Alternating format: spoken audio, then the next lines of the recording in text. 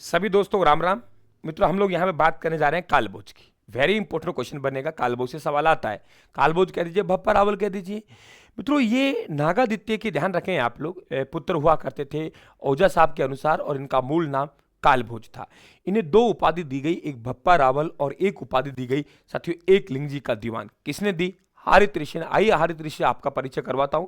मित्रों, ये जो कालभोज है, ब्राह्मणों की गाय चराया करते थे नागदा में। इनके पिता की बताते हैं ये भीलों ने हत्या कर दी। जब 3 वर्ष के थे, इनकी माँ नागदा के ब्राह्मणों के पास छोड़ के आ गई और साथ ही गाय चराने के लिए जंगलों में जाया करते थे। वहीं इनकी मुलाकात हारित ऋषि से होती है। और हारित ऋषि साथियों एक बहुत बड़े तपस्वी थे, भगवान शंकर के भक्त थे, शिव भक्त थे, जो कि पाशुपत संप्रदाय, लकुल संप्रदाय से थे साथियों, शैव धर्म से संप्रदाय से थे। उन्होंने भगवान शंकर से इनके लिए आशीर्वाद में मेवाड़ का राज्य मांगा साथियों। और ध्यान रखें आप लोग, उसी से ये क्या बनते हैं? राजा बनते हैं। उसकी साथियों ध्यान रखें याद में, तो इन्होंने कैलाशपुरी उदयपुर में कालभोज ने एकलिंग नाथ जी का मंदिर बनवाया साथियों। मेवाड़ के महाराणा अपने आप में ये कहते हैं कि भाई ऐसा है, मेवाड़ का वास्तविक शासक है वे तो एकलिंग नाथ जी है, हम तो उनके दीवान हैं। तो अपने आप को दीवान कहते हैं साथियों। बाहर जाते हैं तो वे यहाँ आशीर्वाद लेके जाते हैं, उन्हें कहते हैं आशंका लेना कहते हैं। और आराध्य देव पाशुपत संप्रदाय, लकुल संप्रदाय हो गया साथियों, या आप लोगों के शैव संप्रदाय को हो गया। और ध्यान रखें इनके कुल देवता यही बनेंगे एकलिंग नाथ जी। देवी की बात करें, बाण माता संप्रदाय कौन सा हो गया? पाशुपत संप्रदाय। ये मेवाड़ के महाराणाओं में 3 पॉइंट आप लोग ध्यान रखेंगे साथियों। ठीक है, नंबर 1 पाशुपत संप्रदाय, एकलिंग जी और साथियों बाण माता। उनके आशीर्वाद से 734 ईस्वी में चित्तौड़ के राजा हैं, उन्हें मान मौर्य को पराजित करते हैं और चित्तौड़ की गद्दी साथियों प्राप्त कर लेते हैं।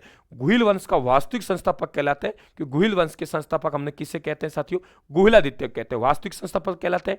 विजय के बाद हिंदू सूर्य, चकवे, राजगुरु, क्या कहा मैंने? हिंदू सूर्य, चकवे और राजगुरु की उपाधि धारण की साथियों, ये भी आप लोग ध्यान रखें।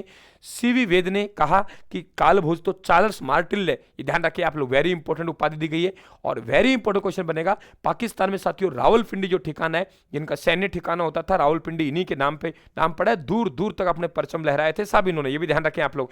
नागदा को अपनी राजधानी बनाई साथियों। सोने के, ये ध्यान रखें, सिक्के चलाए। 753 ईस्वी बताया संन्यास लिया इन्होंने, ऐसी कहानी मिलती है।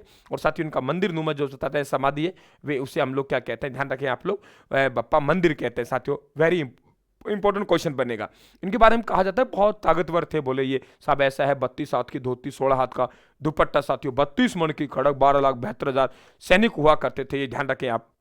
वेरी इंपॉर्टेंट क्वेश्चन बनेगा साथियों। तो यहां से ये हमने कालभोज का मात्र 2 मिनट में रिवीजन किया। लगातार बने रहिए साथियों आप मेरे साथ। धन्यवाद। राम राम साहब। अंतिम समय बहुत मददगार होंगे आप लोगों की ये क्लासे।